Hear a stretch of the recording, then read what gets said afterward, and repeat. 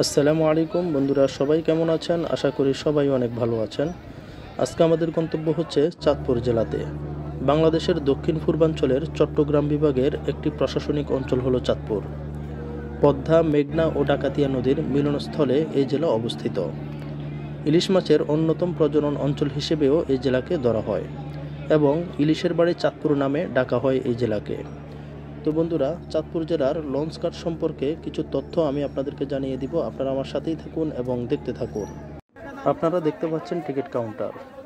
Chandpur launch টার্মিনালে প্রবেশ করতে হলে 10 টাকা দিয়ে টিকিট কেটে ভিতরে প্রবেশ করতে হবে। চাঁদপুর লঞ্চ ঘাট বাংলাদেশের একটি ঐতিহাসিক ও গুরুত্বপূর্ণ নদীবন্দর, যা মেঘনা নদীর পূর্ব তীরে অবস্থিত। এর ইতিহাস বহু পুরনো এবং এটি দেশের নৌযাত্রা ও বাণিজ্যের ক্ষেত্রে গুরুত্বপূর্ণ ভূমিকা পালন করে আসছে। চাঁদপুর বন্দর বাংলাদেশের একটি প্রাচীন নদীবন্দর হিসেবে পরিচিত। মেঘনা নদীর পূর্ব তীরে অবস্থিত এই বন্দরটি বর্তমানে যাত্রী পরিবহনকারী বন্দর হিসেবে কাজ করছে। ব্রিটিশ শাসনামলে চাঁদপুর বন্দর থেকে বিভিন্ন মালামাল জাহাজে করে কলকাতা নিয়ে যাওয়া হতো। মেঘনা নদীর ভাঙনের ফলে বন্দরটি পূর্ব দিকে সরে এসেছে, যা প্রায় 9 কিলোমিটার পূর্বে সরে এসেছে। 1971 সালের স্বাধীনতার পর থেকে এটি বাংলাদেশের একটি গুরুত্বপূর্ণ নদীবন্দর হিসেবে পরিচিত হতে থাকে। বর্তমানে চাঁদপুর লঞ্চ ঘাট থেকে ঢাকা, বরিশাল, শরীয়তপুর সহ দেশের বিভিন্ন অঞ্চলে যাত্রীবাহী লঞ্চ চলাচল করে আসছে। এছাড়াও পণ্যবাহী কার্গো, বাল্কহেড, ওয়েল ট্যাঙ্কার এবং ছোট বড় সকল ধরনের নৌযান এই ঘাট ব্যবহার করে। চাঁদপুর লঞ্চঘাট থেকে বর্তমানে ঢাকা, নারায়ণগঞ্জ, শরীয়তপুর সহ বিভিন্ন রুটে প্রায় 15 থেকে 20টি লঞ্চ প্রতিদিন চলাচল করে, যদিও যাত্রীর সংখ্যা অনেক কমে গিয়েছে।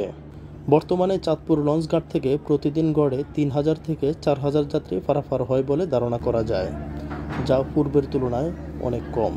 তবে ঈদ ও বিভিন্ন উৎসবে এই সংখ্যা বৃদ্ধি হয়। সকাল 6টা থেকে শুরু করে রাত 12টা পর্যন্ত প্রতি ঘন্টায় ঘন্টায় লঞ্চ ছেড়ে যাচ্ছে ঢাকার উদ্দেশ্যে।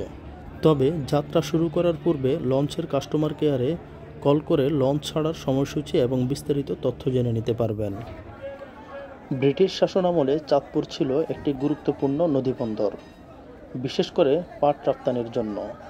সেই সময়ে মেঘনা নদীর তীরে চাঁদপুর লঞ্চঘাট গড়ে তোলা হয়, যাতে পণ্যবাহী জাহাজ ও যাত্রীবাহী নৌযান সহজে নোঙর করতে পারে। তবে ধারণা করা হয় এটি ব্রিটিশ ঔপনিবেশিক আমলে 1900 শতকের শেষ ভাগ অথবা 20 শতকের শুরুতে গড়ে উঠেছিল।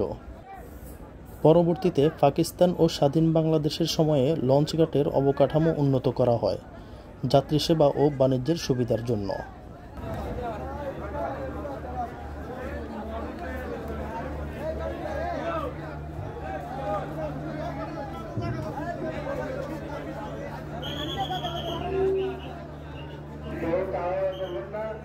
সুন্দরভাবে নামার চেষ্টা করুন।